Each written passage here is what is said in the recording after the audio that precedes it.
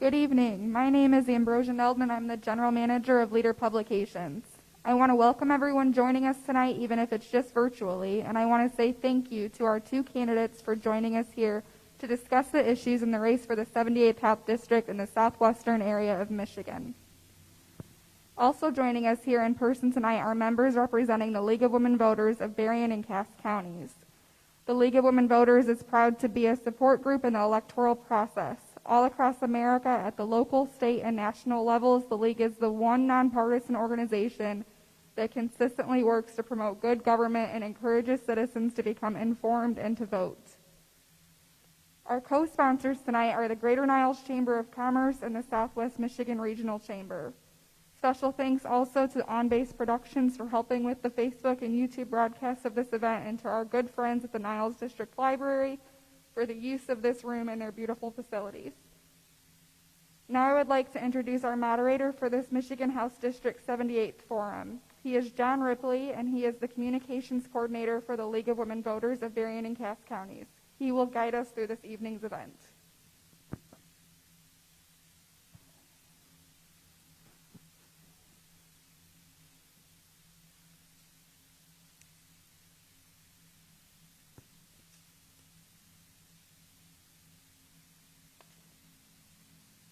Thanks, Ambrosia. Welcome to this forum featuring the candidates for the office of State Representative for the 78th House District of Michigan.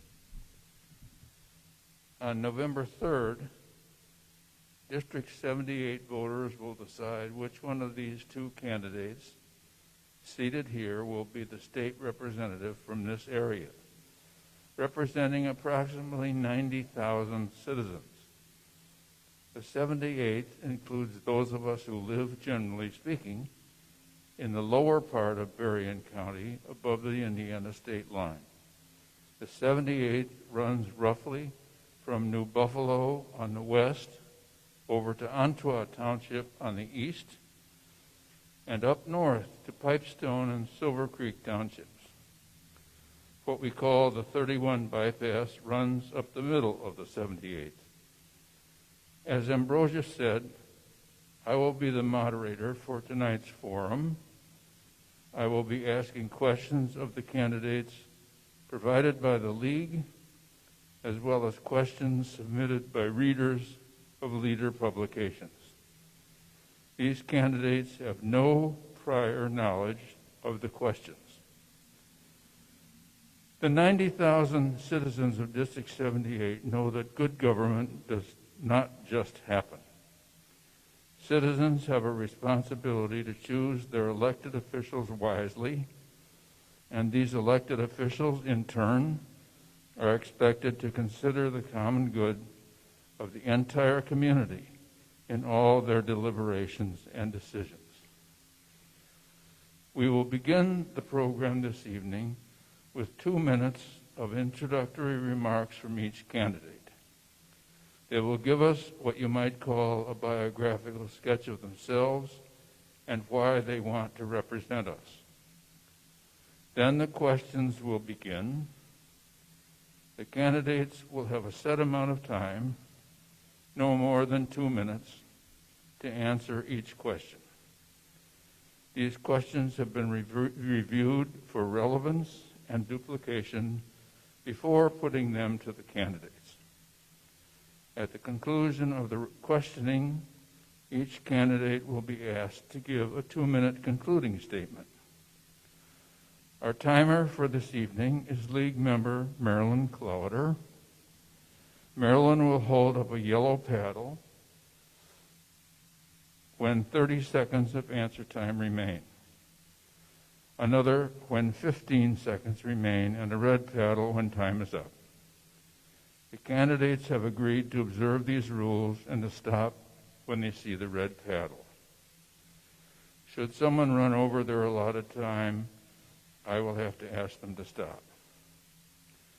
We will begin the opening statements in alphabetical order with Mr. Paquette, followed by Mr. VandenHeede. Mr. Paquette. Thank you, Mr. Moderator. Thank you, Niles Library, for hosting this. Leader Publications, and especially everyone that's tuning in at home. The active citizenship that you're displaying now is something that invigorates my soul. So thank you for taking the time to learn about the candidates who are running for this state house seat. I am the current representative in the 78th District. My name is Brad Paquette. I'm originally from the Upper Peninsula, and I have a crazy story as to how I fell down into Southwest Michigan, but it's one that I do enjoy telling. I started teaching, fell into teaching at Benton Harbor High School. They hired me as a non-certified Spanish teacher.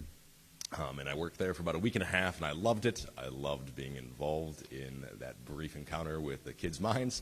And after a week and a half, the state found out I wasn't certified to teach, and they said I had to go get certified. So I got certified through a master's degree at Andrews University, and I found myself writing a master's paper on how to bridge the divide between schools and community. And I got an interview with a superintendent here at Niles, and they ended up switching my student teaching to Niles, and I ended up doing that and loving it, and they ended up hiring me on after my student teaching was done.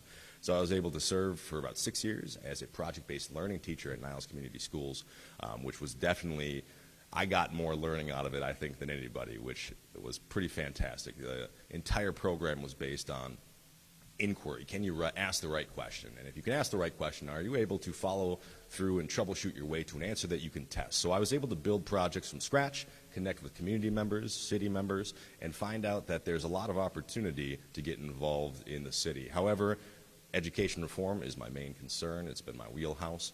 And I always ask the question, if we can't better our system of education, then who is going to? And a lot of individuals, some individuals, love to point the finger as to why we can't do best for kids. We can't because of our school board. We can't because of the superintendent. And the last fingers pointed to legislation. So I figured that is where I need to put and devote my life to do what's best for kids, especially here in the 78th District. But it's an honor, it's a blessing to be here, and with great respect for Dan and being able to debate the issues today. Mr. VandenHeede. Thank you, and thank you for hosting. Yes, I'm Dan VandenHeede, and if you've seen my ads, you know that I run and I drive a Volkswagen, but there's a lot more to it than that. That's not why we're here. We're here to decide who will be the best candidate to represent Michigan 78th District, and I'm confident I am that person. So I grew up here. I've got my roots deep here, 6 generations back in Berrien County for my family.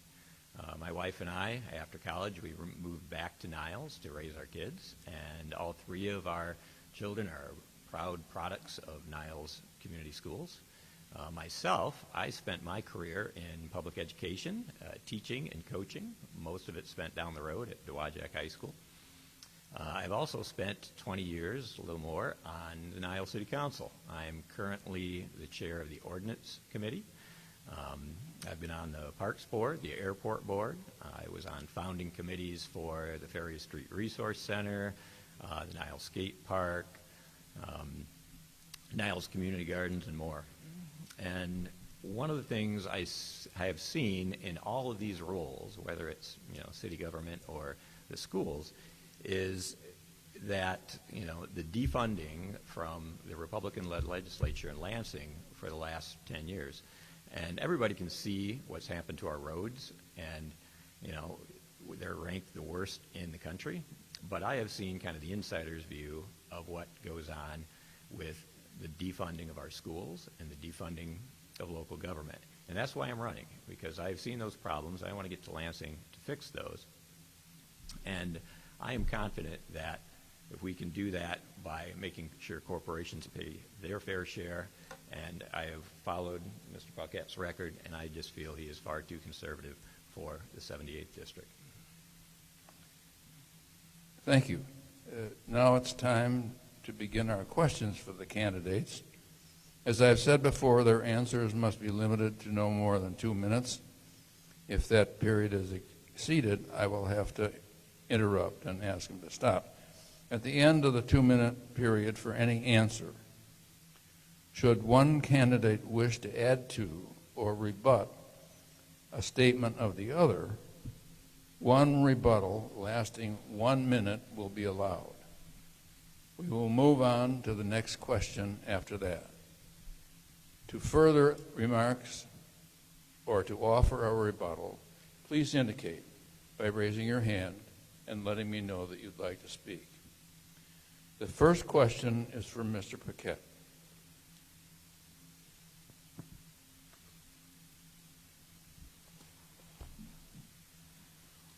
What are the most important challenges facing our state, and how do you propose to address them? Well, coronavirus definitely has thrown a wrench into things. I know everybody talks about that as of right now. However, starting off this term, we had a lot of bipartisanship, which I'm really excited about in terms of auto insurance reform, which originally when I ran, that was the main issue. We were able to pass that, provide options for drivers, criminal justice reform, a lot of other things we were able to get done. However, we came to a very, very tough point when it came to roads.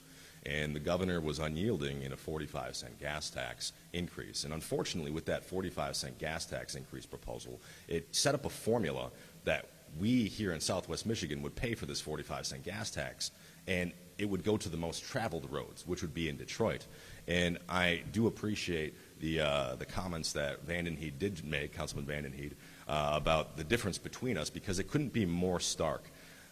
And I do respect that you do not conceal the fact that you are a democratic socialist, which is perfectly fine. And being able to juxtapose the contrast between you and I think is very important, because if we do have a Democrat-controlled House, there are going to be taxes coming down from all over the place, whether it be on ammunition, whether it be on this gas tax, which is not supportive even of our constituents here in Southwest Michigan. So when we speak about roads as one of our biggest issue, which is still on the plate, if we pour $2.5 billion into the roads plans as of right now, which is what the governor proposed, roads takes a lot of time to build and to plan out. So if you pour that money into it, surprisingly, the contracts for aggregate and the contracts for work would surprisingly go up if you poured that money in there. Because if there's a pot of money, especially taxpayer money, people love to spend it. And that is why we need to have a plan that goes, and even in 2015, we put in a plan that's going to max out in 2021, the most road funding that we've ever had. We've had record years, every budget, and this is something that we've had for schools and we've had for roads. So in terms of the conversation that Dan is going to bring, that we cut funding, that is untrue, and we can point to it actually, and I'd love to make sure we do that. Would you like to rebut or add to that? Yes, I would. I just would like to record to note that I never said I was a democratic socialist. That's your words, and I'm not sure where you're getting that. That's never been anything I've claimed to be, and I don't know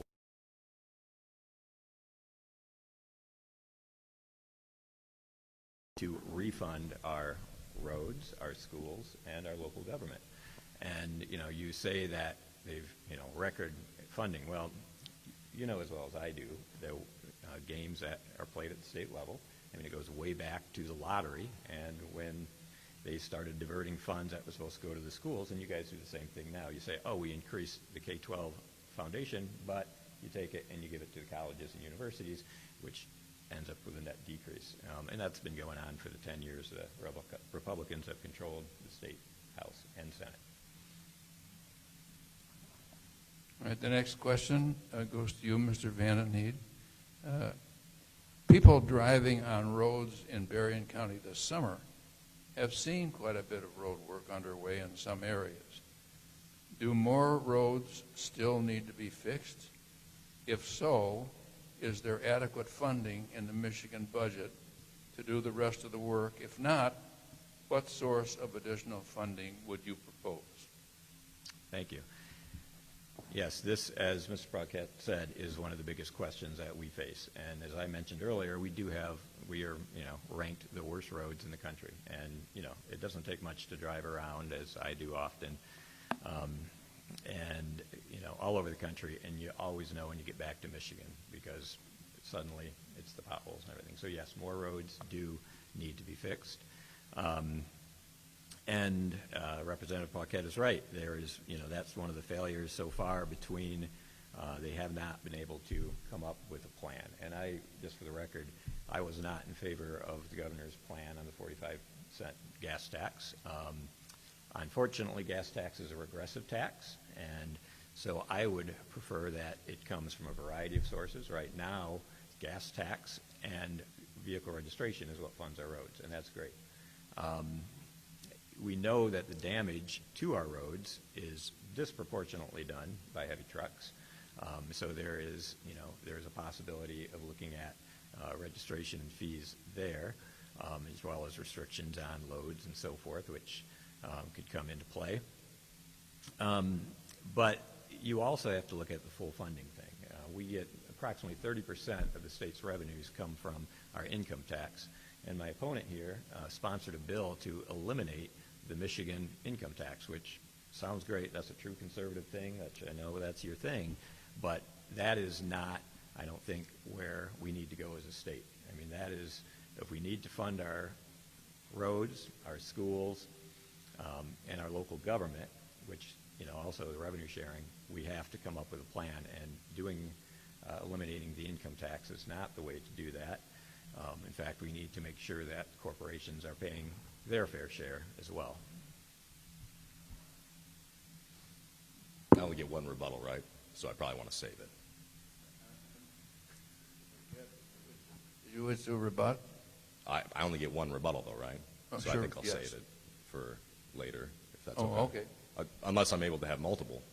No, you may take a minute now if you Okay. want. Yeah, definitely. So in terms of, I guess when I mentioned that, and you're not concealing it, I've watched your kitchen economic videos, and I've watched your videos as you've spoken in front of the Democratic Party, your party. And when you do ridicule the fact that I want to eliminate or remove or lessen the income tax, it also, and you've attended a actual revenue sharing workshop that I put on here in Niles with local officials, where if we're able to, especially with revenue sharing, fund revenue sharing, we have some very big titans in our Constitution. We've got Prop A and the Headley Amendment that really restrict a lot of things. So in figuring out new ways of thinking about revenue sharing, because if it hasn't been increased yet, why not? I'm a huge proponent of advocating for revenue sharing. So when I advocate for removing or reducing the income tax, I believe that we need to also compensate with an increase in the sales tax, which would then filter in through constitutional revenue sharing, which would bring an influx in revenue sharing dollars. So rethinking these ways of going about these issues is where my mind goes. But I apologize. I didn't mean to disrespect him. I've watched and seen some of your Bernie Sanders posts, so I guess I've assumed in the way that you've spoken about him on some of your videos. So I apologize there. Thank you. The next question goes to you, Mr. Paquette. The COVID pandemic this year has focused a lot of attention on health care. What, in your view, are the strengths and weaknesses of health care in Michigan?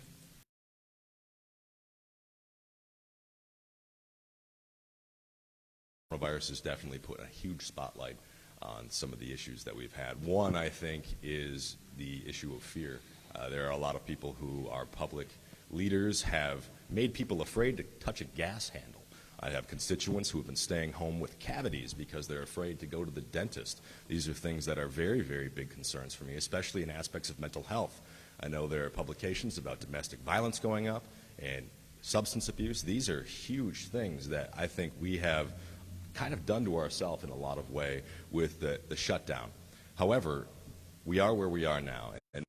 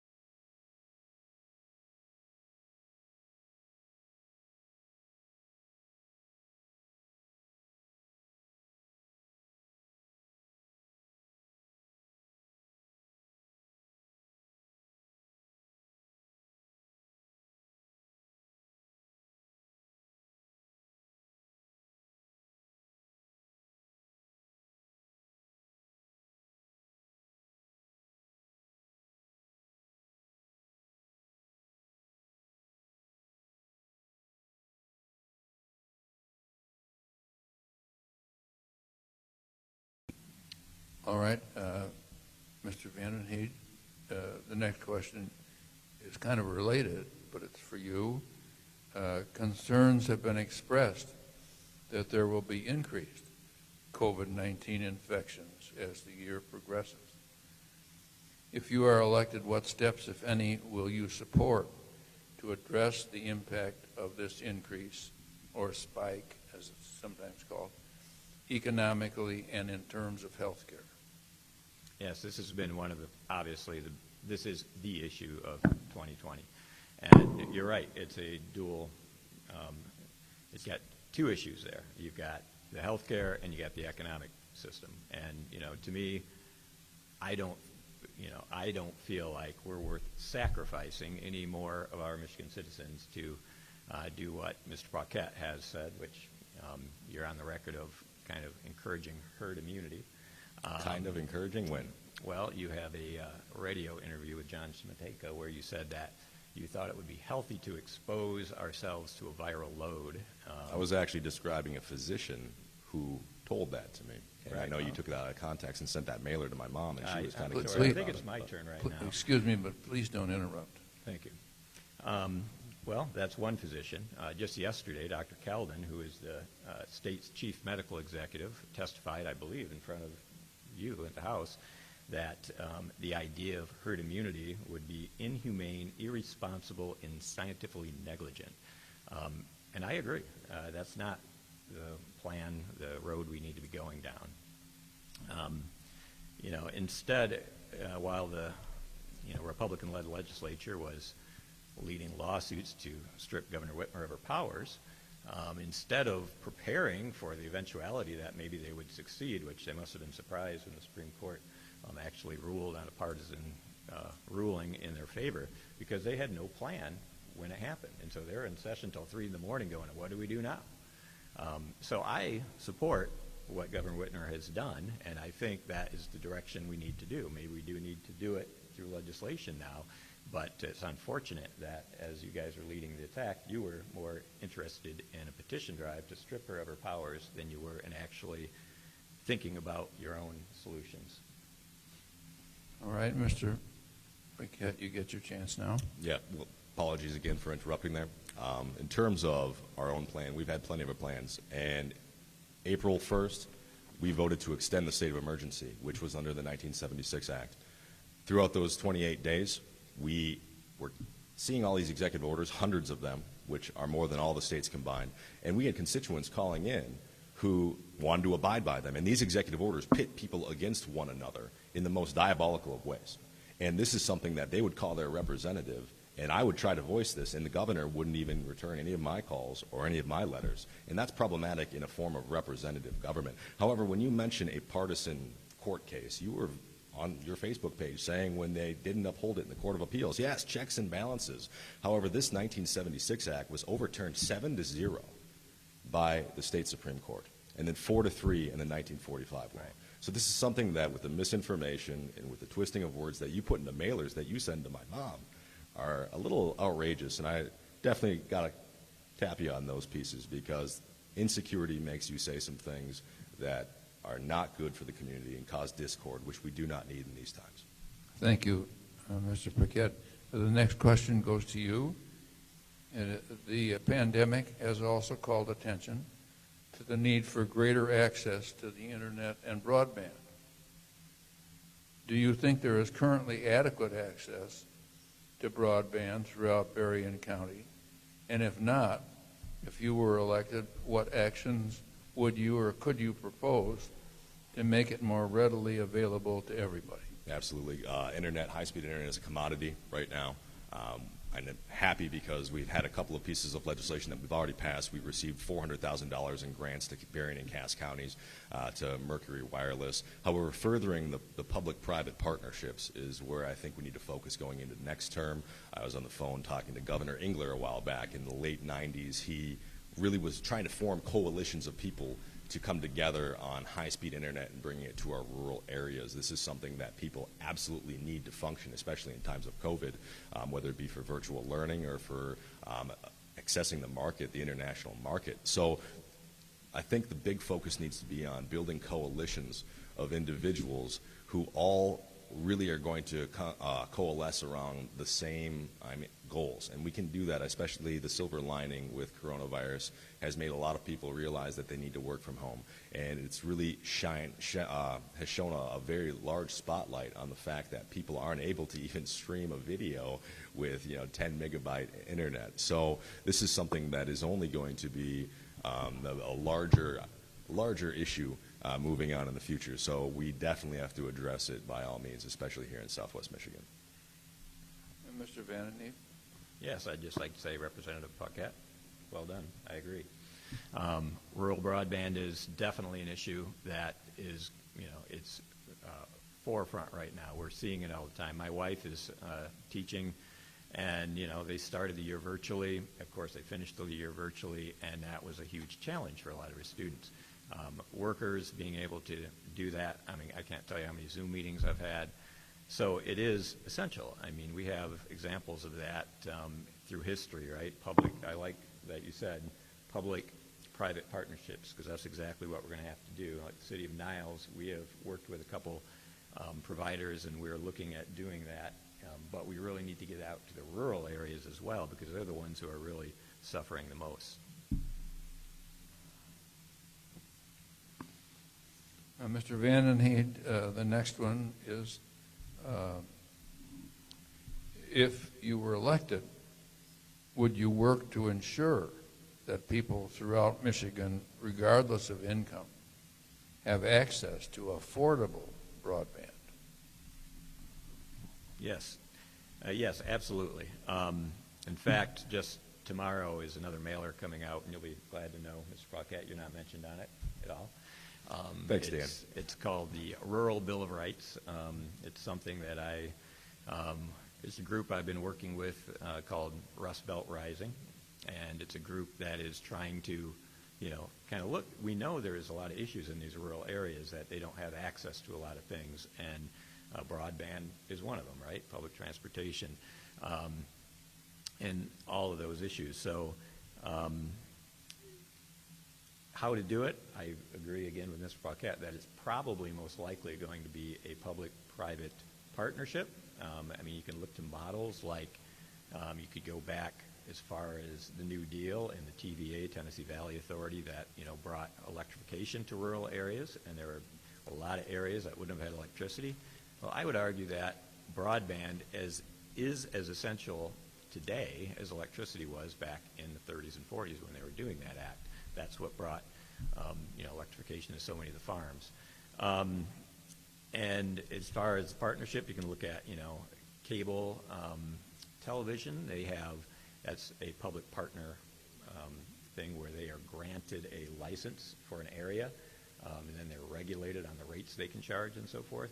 So there's a lot of different ways to do it, and I think that's what we have to do is figure out the best way to partner those government, because I do believe government does have a role in that. Thank you. Mr. Paquette? I pretty much expounded in the first one, and I agree there. I think that, especially with our local elected officials, there are a lot of people that are forward-thinking. They're looking in the sense that what is good for Niles or Buchanan or Edwardsburg or Three Oaks is good for all of us. And I think that with that kind of mindset, especially by our local elected officials and figuring out how to work even across municipalities, there is a big push for that, which I've been involved in coordinating, and I think the role of state representative has to facilitate that dialogue, because for some reason a lot of folks feel like they have to be focused on just their area and nothing else, and that causes a lot of unnecessary divides. All right, Mr. Paquette, the next question goes to you. The pandemic has resulted in reports of an unusual number of people losing their jobs. Do you believe this is the case in Michigan? And if so, if you're elected, what steps would you propose to address Michigan unemployment? Yeah, so this is something my office has been just heavily involved in. We've had hundreds and hundreds of inquiries because folks have been laid off and they're put onto unemployment, and they haven't been able to receive their unemployment check. And this is for months on end for individuals, and this has been one of the reasons why I have been such a vocal advocate against the governor and one person making decisions for the entire state, because these stories have literally broken my heart as I've heard them. And so one thing that we have just put in place is we are placing some funds out there to open up unemployment offices, which is important. We extended unemployment benefits from 20 to 26 weeks. These are things because the coronavirus is not going away. As was mentioned, the cases are going up, and this is something that is going to remain with us for a time until a vaccine is put out. So in terms of supporting small businesses, because right now, and especially due to the lockdown and some of the draconian executive orders that were placed out there, we've lost businesses that are never going to come back. And we've had trauma that is going to remain, whether it be from domestic abuse or substance abuse. These are things that are going to remain with us for a time. However, here we are now. And after the court case and having committees that now the governor will acknowledge, it's a breath of fresh air. People now understand that their voice in representative government will actually be heard. And so I'm quite optimistic, but this is something that is not going to go away anytime soon. And it's something that if we're able to get the politics out of it, which I know is a heavy call, especially in an election year, being able to show, especially our younger generations, that we're able to tackle challenges together, I am very optimistic about that, because never once have I had a conversation with someone who's on the far right or the far left or anywhere in between about masks or anything coronavirus related. Everybody's very passionate. Never once, though, have I had a conversation in person with someone where it became very disrespectful. So that's a good sign. Mr. VandenHeede?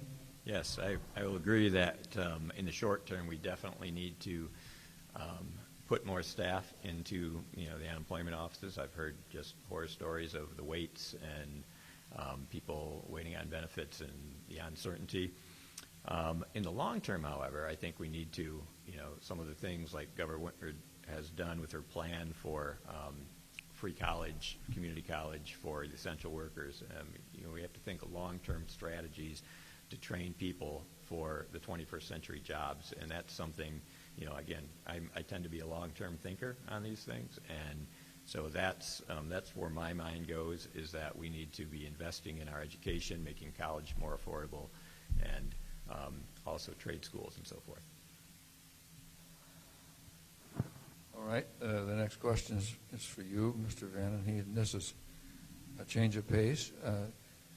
Do you believe that climate change presents concerns for citizens of Michigan? If so, what do you believe the concerns are, and what measures would you support to address those concerns? Yes, well, it doesn't take a weatherman to know that the weather's changing. Whatever's going on, we know we've got more severe storms, we've got droughts, we've got wildfires, and so forth. So yes, I do believe that we have got, we need to, be good stewards of the environment, and I believe, because I'm living proof of it, I've done it at my house, I'm 100% solar. I produce more electricity than I use every year. So, I know it can be done. And one of the things that kind of put me on that mission, if you will, was 20 years ago when INDEC, which is the giant gas-fired power plant here in Niles, first decided to come to town. Now, they didn't build back then, and now they are. But I was, I studied that a lot. I went and visited their plants in different places, and I decided it wasn't right for our community, and I was the only one to vote against it. But that did kind of lead me to a little soul searching and say, well, if I don't want to be one of those NIMBY not in my backyard people. I want the power, but I didn't want the power plant. So that sent me down, exploring alternative energy and so forth, and I've shown that you can do it here in Michigan. So I support the governor's plan to make Michigan 100% renewable by 2050, and I know it's completely doable. We've got a couple projects in Niles that are looking at bringing in solar farms, but if you combine the solar and wind and biomass and hydro and all the other renewables, there's no reason for us to be relying on the old fossil fuels and dinosaur gases anymore.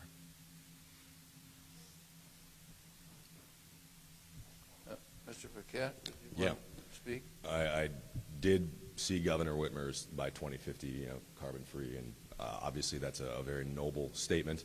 I've also seen our state government say that we would be top 10 in 10, and that was about 9 years ago in our education system. So a lot of these claims, I think, are fine and good. However, when the, rubber meets the road, that's what it comes down to. And with, the bold claims, I believe in balance, and that there needs to be a balance, because with a lot of the pushes and the subsidies, whether it be for solar, there are many, many subsidies for solar, and that's fantastic. Love solar. However, we need to make sure that the bill doesn't become too big of a burden on the people that aren't able to afford the $20,000 or $30,000 solar panels for their houses. However, I'm a heavy proponent of nuclear energy. I was going to be leading pre-COVID. We had it planned to go to the Argonne National Lab. We have Cook Nuclear Plant, Palisades in South Haven. There's technology out there that can prevent a nuclear reaction, nuclear meltdown, and there are other technologies that are able to use the nuclear waste to gain more power out of it, and that is a very green initiative, essentially a steam plant. All right. The next question is for you, Mr. Paquette. And we're talking now about Line 5. And Line 5 and its infrastructure under the Straits of Mackinac continues to be in the headlines. Are you satisfied that citizens do not need to worry about its condition? Or are you concerned that not enough is being done to protect the Great Lakes from oil spills and disasters of that sort? Well, about 10 years ago, there was that massive oil leak in the Kalamazoo River. Terrible. And we do not want anything close to that, especially in our Great Lakes or any of our waterways here in Michigan. However, the reason for the tunnel, and I am in big support of the tunnel, is because that line is 67 years old, and something needs to be done about it. And again, with balance in mind, this is a tunnel that will protect that line from anchor strikes and other things along those lines, which I am fully in favor of. And the jobs that it will bring in as well, union jobs in particular, are massive, and it will be a very big economic boost for northern Michigan. Mr. VandenHeede? Yes. Just back up a minute, and then I'll hit the Line 5, but you mentioned the solar subsidies. You're right. I got a 30% tax credit from the federal government. Michigan offers no subsidies whatsoever for solar for the residential level, but the federal government does. But if you want to talk about subsidies, the gas-fired plant here in Niles is got the biggest subsidies you can imagine. They're a $1.3 billion plant, and they're going to pay property taxes amounting to $100,000 a year. If you took that and related that to a house, a $130,000 house, it'd be like paying $10 a year in property taxes. That's a deal we'd all love, but we don't get that. Only the for-profit, 80% South Korean-owned companies like Indec get that kind of deal. Mr. VandenHeede? Can I rebut that? Or I'm can sorry. I pitch in? Oh, sure. I don't think we were doing that. I asked to rebut last time and wasn't able to. All right. I Well, rebut. Mr. VandenHeede, I think you're next. I thought we got one rebuttal. I'm sorry? I thought we got one rebuttal. You do? I didn't realize you wanted to. Yeah, Go definitely. ahead. So with subsidies in mind, in the state of Michigan in 2018 actually passed this allowance to have solar panels be removed from property tax value. So I do wonder how much more we need to do from the state standpoint or the federal standpoint. 2015, the ITC credits, which you took advantage of, which is fantastic. However, it's all on the burden of taxpayers and the people that cannot afford these things. And there are a plethora of other issues that are with solar. I know that a lot of your supporters and donors are big advocates for solar, but they're chomping at the bit for more taxpayer subsidies that taxpayers, again, are going to have to bear the burden for. And there are a lot of other things that are out there that keep gas prices low, and especially with the natural gas plant.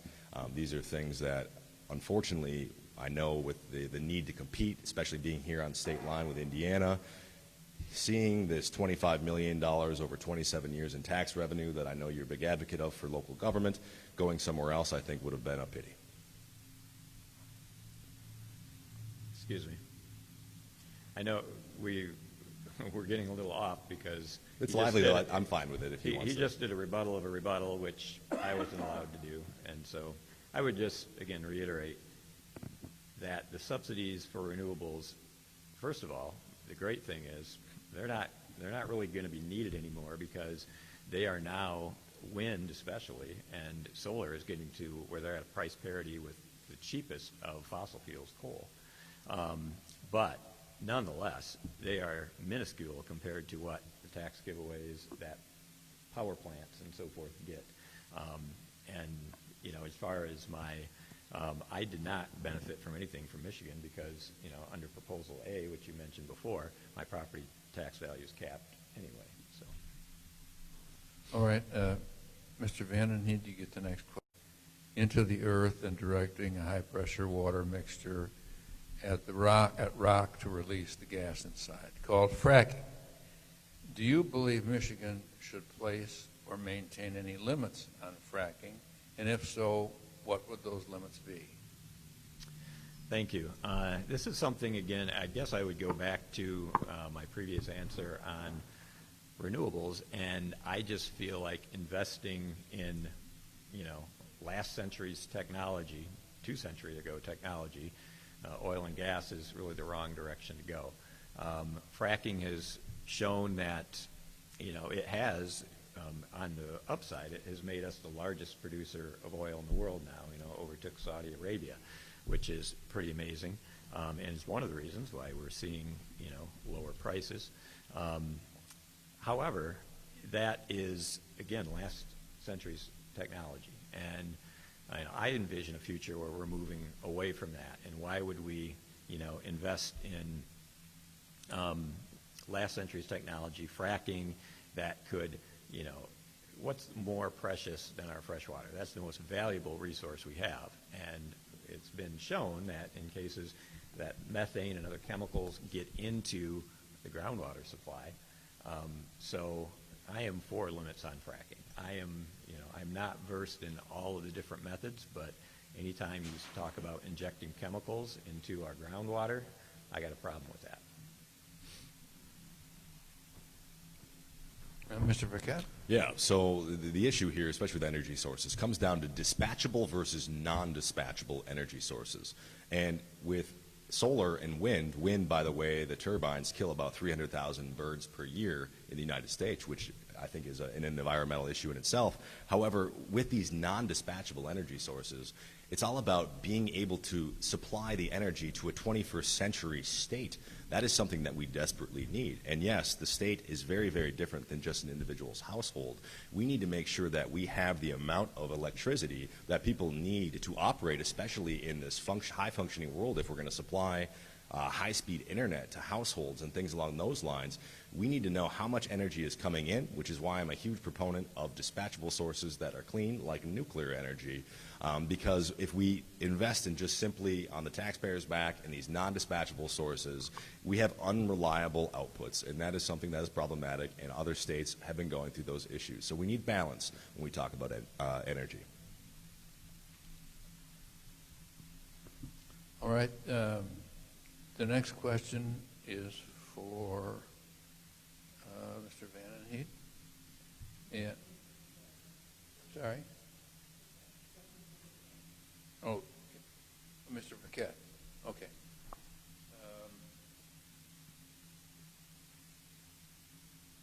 Earlier this month, federal and state prosecutors announced indictments of 13 Michigan men for alleged acts related to plans to harm the governor.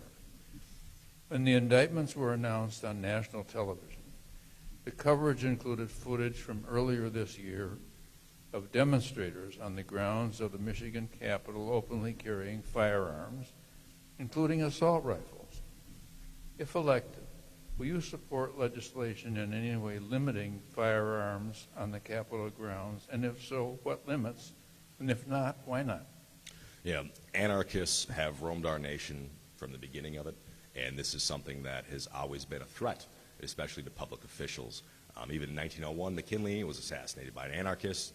Many of these individuals, they hated police officers, they hated political leaders. The attack was also on the state capitol. So this is definitely something that is a concern.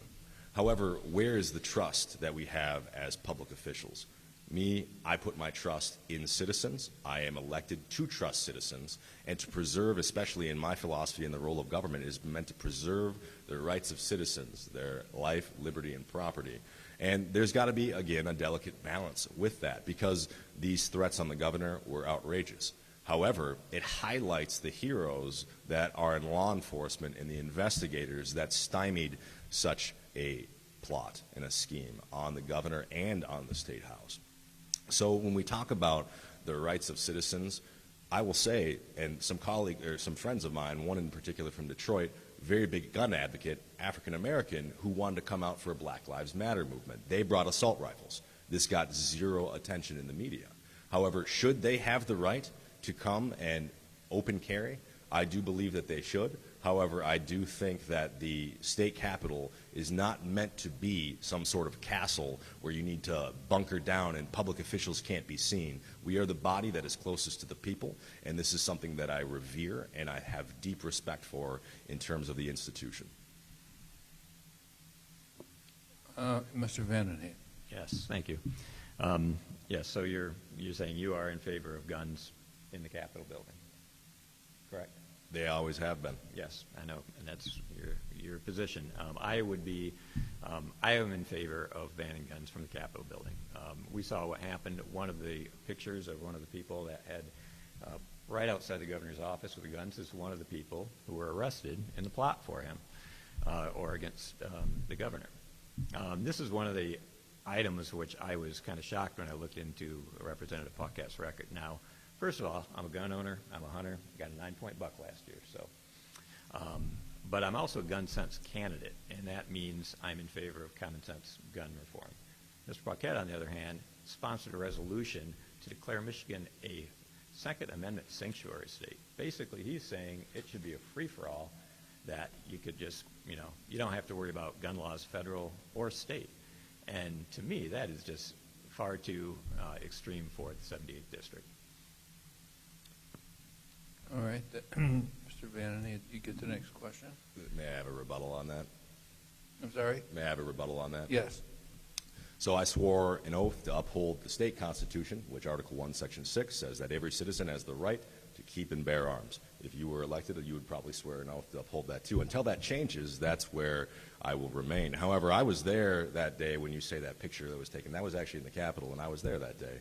And these individuals needed to vent their frustration with what was going on. They called their representatives, and they were not being heard. A lot of them were anarchists. A lot of them were not good people. This is something that happens when government involves themselves too much in the lives of citizens, and that is why we have representative government. These individuals should call their representatives and know that their voice is being heard so that they don't have to feel like they get all frustrated and take these things into their own hands, which is absolutely outrageous. However, there is an outlet, and it's representative government, and that was being stymied, and people were very frustrated with that. Whether you agree with them politically or not, many of them, again, were anarchists, and a lot of them just want to see the world burn.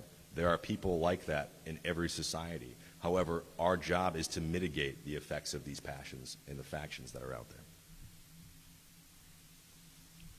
there. All right, Mr. Paquette, you have the next question, and that is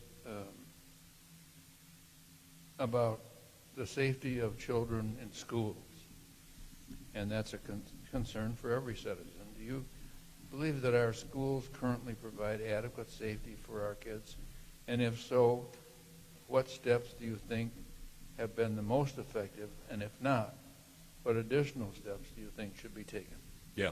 I do believe that our schools are secure. I think, in a sense, it becomes problematic, because I worked in a national demonstration site for project-based learning, and it was designed so people could come in and see how we did learning, how we built projects, how kids would inquire and show their learning in the community.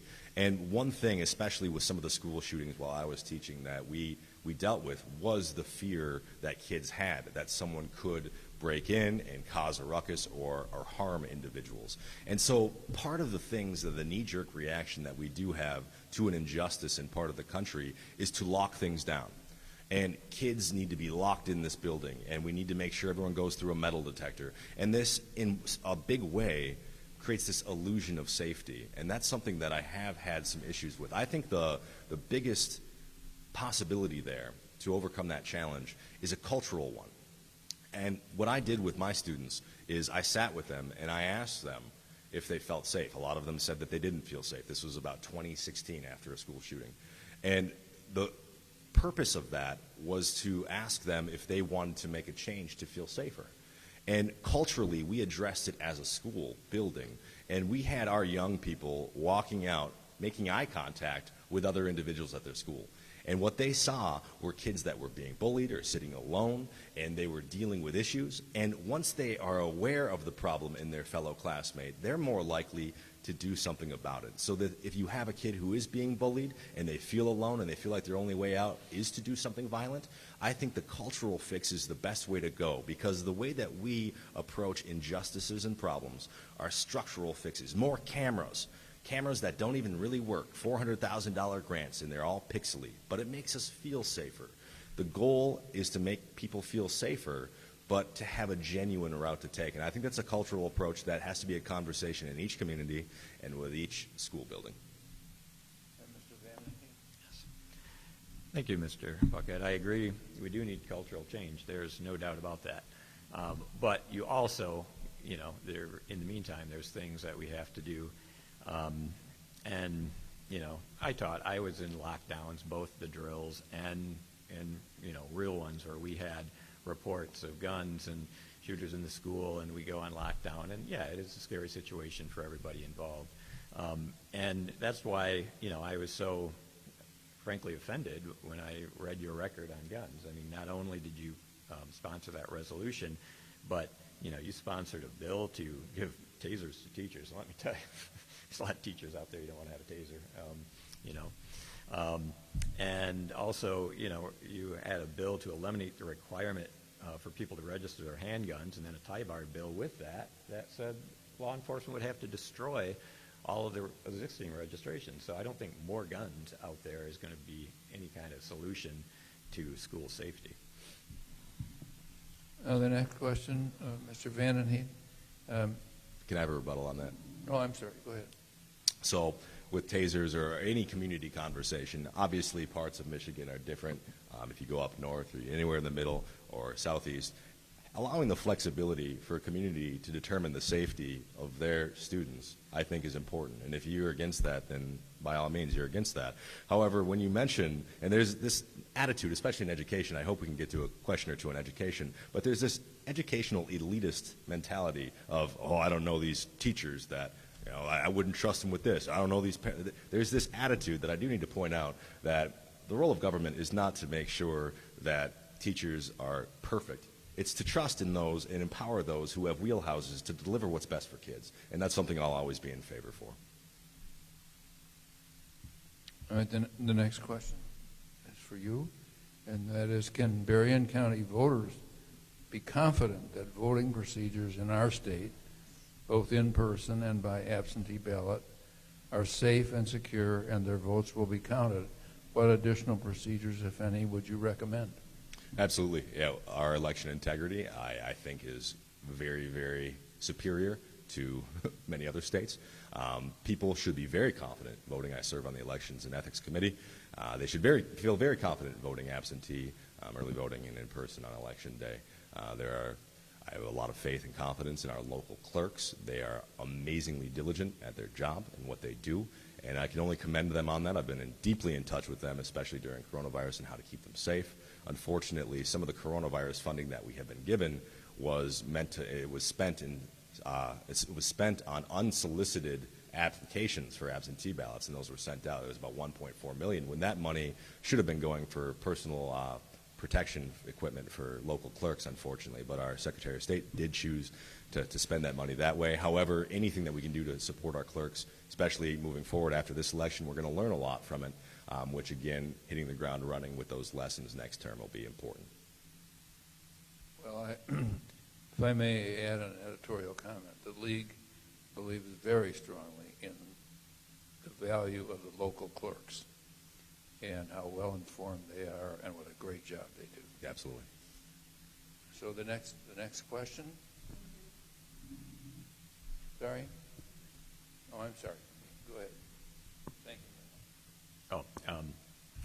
I didn't have my hand up, but yes, I agree. The clerks are doing an amazing job, and I'm very happy that Michigan, the voters, in Proposal 3, chose to expand absentee voting back in 2018, and we are, it's very fortunate that we had that in place because, of course, we couldn't see the pandemic coming, but it has allowed a lot more people to be able to access voting in a time when not everybody might be comfortable going to the polls.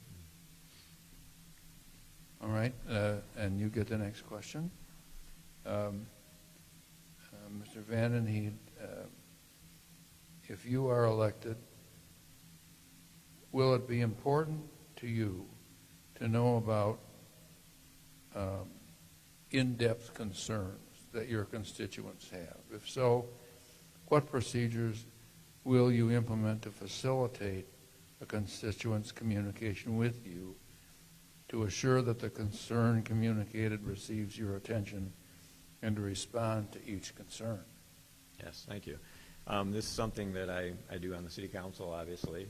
Been representing the 2nd Ward and City of Niles here for over 20 years, and my personal phone number is published on the city website, my email's on the city website, and I hear from constituents all the time, and not to mention just walking down the street and running them into them, at the grocery store or whatever. And I would continue that access at the state level. Obviously, there's a lot more people to represent, but I believe having an open door policy, and everybody has their concerns. You're right, and I'm not. I will fully admit I do not understand everybody's different aspects. One business owner's issue is something that I would not maybe be familiar with. And I know one of the people you worked with, Mr. Marshall, with the Fit Stop, he called me as well, and that's a concern that is kind of unique to his situation, and so he educated me on that. And so I do. I think you have to be accessible. I think you have to have, an open line of communication, whether it be email, phone calls, holding coffee talks, which I know Representative Paquette and a lot of other representatives do, which I think is a great idea, and I would continue that idea. Yeah, especially in times of coronavirus, my phone's been dying 2 or 3 times a day due to the fact that a lot of people didn't really realize that state government existed that much until it began to really infringe in their livelihoods. And so this has allowed me, and I think with the boldness that I have had coming out speaking against the governor running the show for months on end by herself, has come from being directly in touch with my constituents, because hearing the hundreds of stories of people that are falling through the cracks with these executive orders or being pit against one another, whether it be the Michigan State Police patrolling Rural King and making sure people aren't buying lawn seeds and things along those lines. I get those calls, and I think that even moving forward, people are beginning to realize how important it is to have people who are in touch, and I commend you on your approach there with an open door policy as well. People need to know that their public service are in touch and need to be held accountable. All right, Mr. Paquette, one current source of revenue for the state of Michigan is its tax on personal property owned by business. In your view, is that a good source of revenue? Why or why not? And does education benefit from those funds that are raised?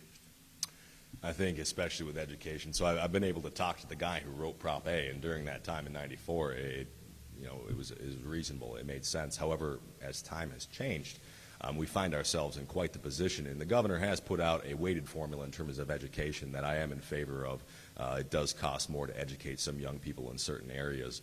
However, being able to spend money wiser is important too, and that's something that I think in our schools we need to figure out ways to do better. Doing more with less is not something that people should be forced to do. Our educators in particular are very good at doing more with less just because they've had to. However, there are some very, very important structural changes that I think we can make happen, and part of that, some bipartisan legislation. I'm the co-chair of the Educators Caucus, the Republican co-chair. I have a Democrat co-chair of the Educators Caucus over the last 2 years, and we've discussed some of the low-hanging fruit with the other 15, 16 educators in the Michigan House of Representatives as to how to address some of these concerns, because our teachers who are doing more with less, it's only a matter of time before they burn out. And one structural change that we've implemented and we've been brainstorming over the last year and a half, and unfortunately coronavirus has derailed it a bit, but we hope to get it passed, is to have teachers get their voice actually to the table of the decision-making in Lansing.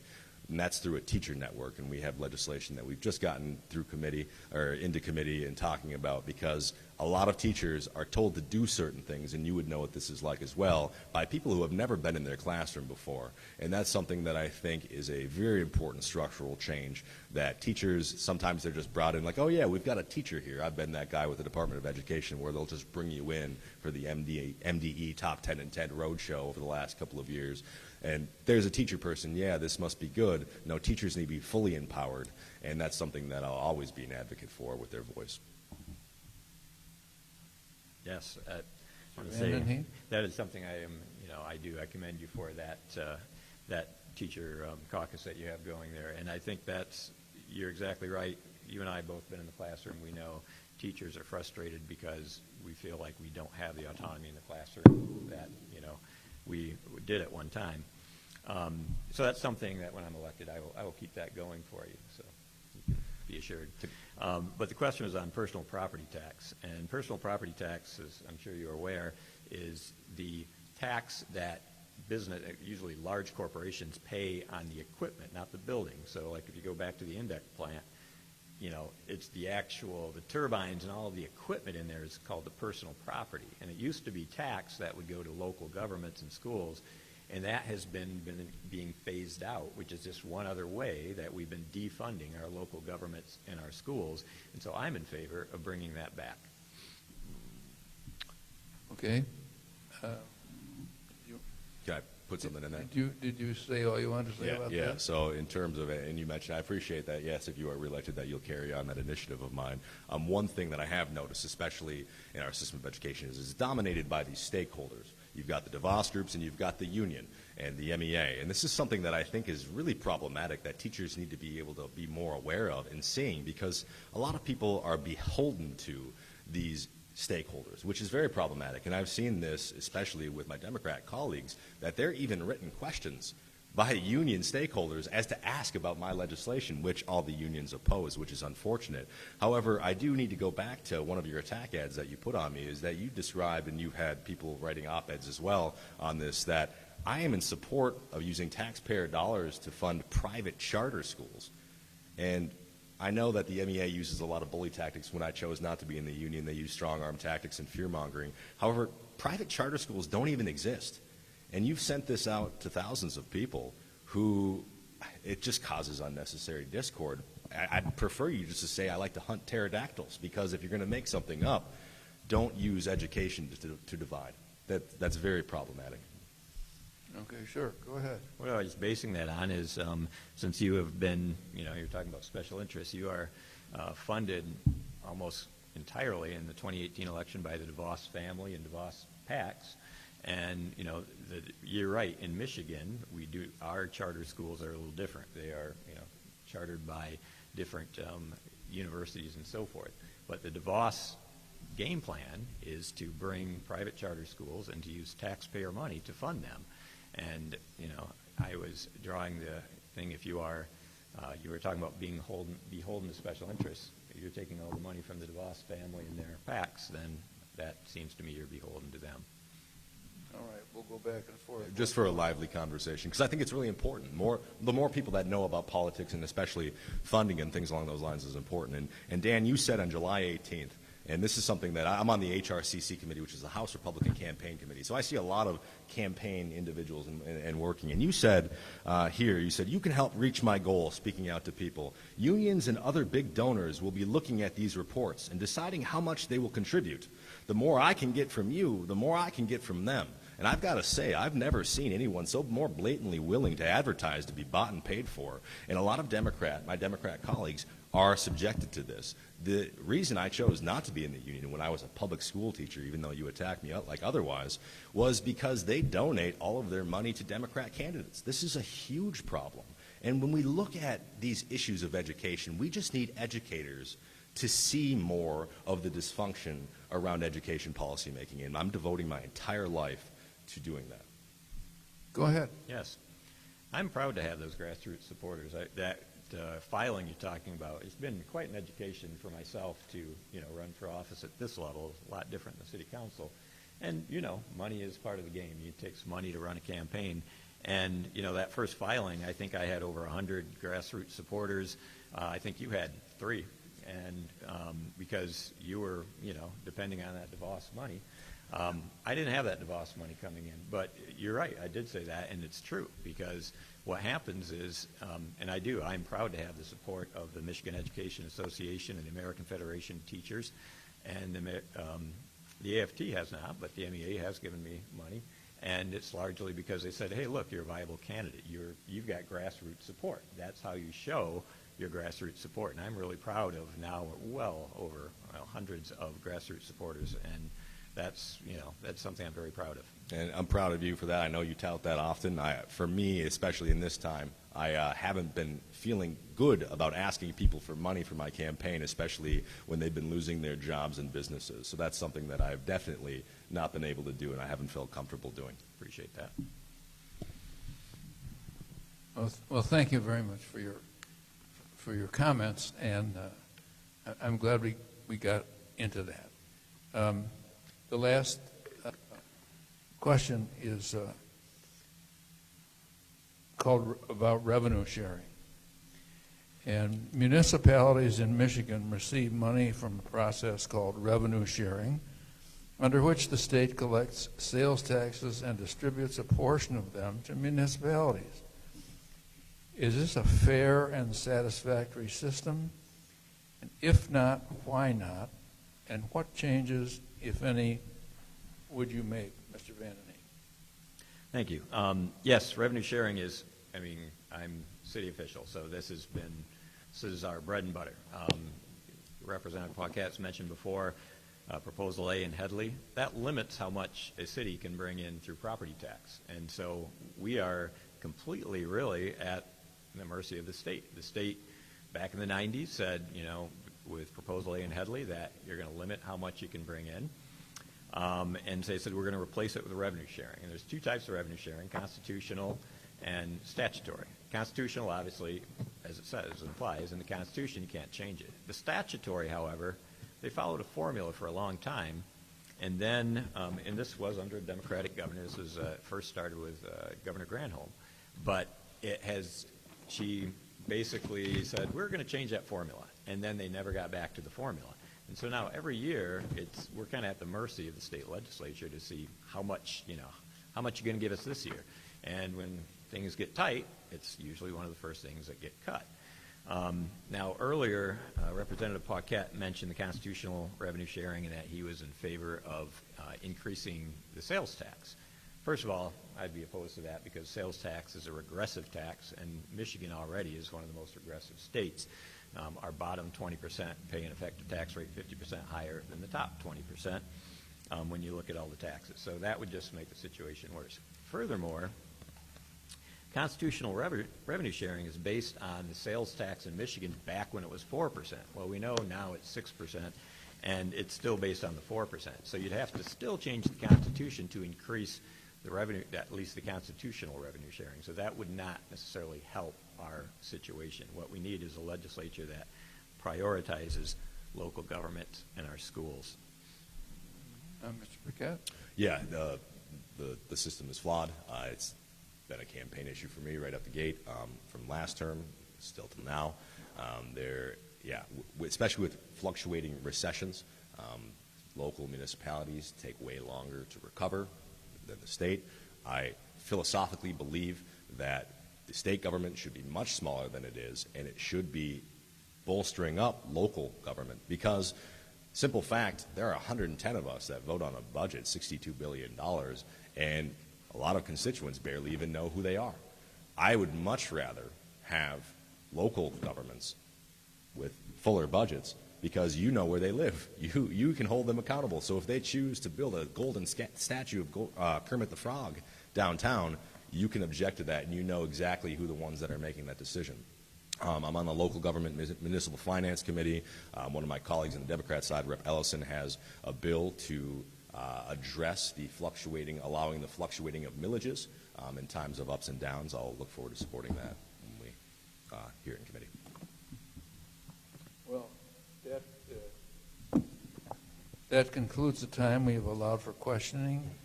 We will now have our candidates give 2 minutes of closing remarks, beginning with Mr. VandenHeede. Thank you.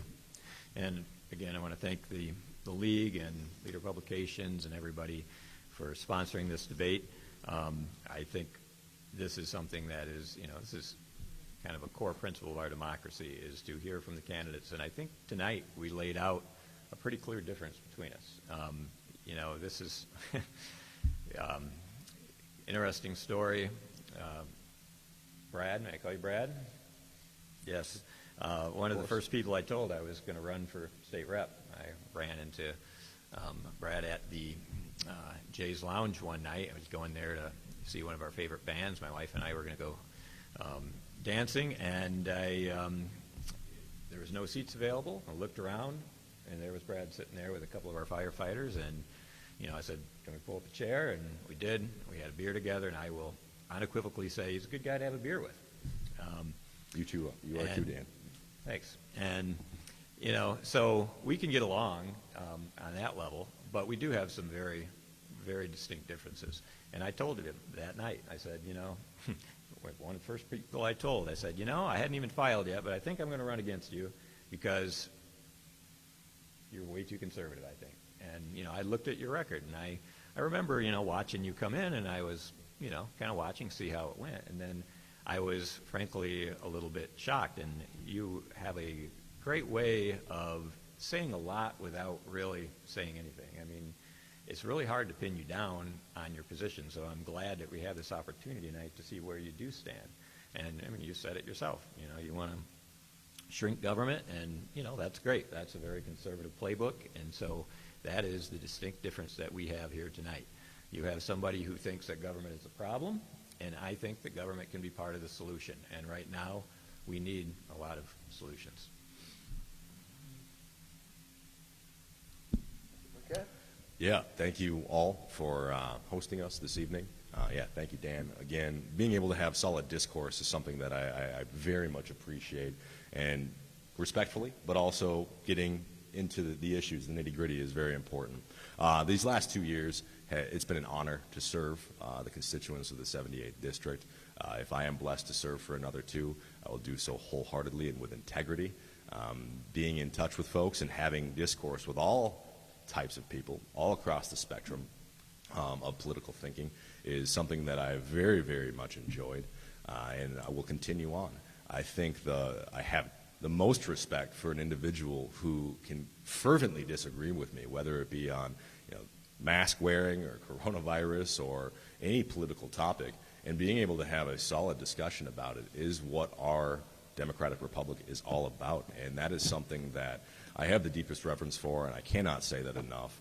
And serving in this fashion in the Michigan House of Representatives has been very revealing, because when you understand another person's position or how things are and how things work, it cures a lot of ailments. I think that the more that we're able to understand one another, the more that is able to assuage a lot of our issues, whether it be locally or on the state level. And that's something that I will continue to do, seek first to understand those who think different than I, because I wish to be sharpened by others, especially in the format of sound discussion, and this is something that I think our local leaders need to do more often, because it's our young people that see us, and they absorb the way that we act in just some sort of inherent fashion. And I think that the time and the political atmosphere that we're in now, we need people that are able to treat each other well and have tough conversations with respect. So I appreciate all of you again this evening, and Dan for stepping out, because being a candidate in this world is a very tough thing, and I know it takes a lot, and devoting your life to and setting it on hold. So appreciate it again. All right, well, thank you both for joining us here tonight and for your cooperation in this debate. I'm sure those watching at home are also grateful to you for participating and being able to hear firsthand your positions on these issues. And hopefully we will have far more viewers watching on Facebook in the future, because this has been recorded. But now in conclusion, let me say that there are answers for almost any voting question at michigan.gov/vote. Anything that you would want to know, you can go there and put in your address and find out a lot about what is going on in the election. And the League also has its own program called vote411.org, and we also provide a database from candidates. If you put in your address, you'll see what will be on your ballot, and the 13 or more choices you have to make and can make on election day, or to vote absentee. I'm sure a lot of people watching have already voted. So in conclusion, usually we ask for people to applaud and congratulate you for appearing, and that's about the best we can do here. We hope people at home will do that too.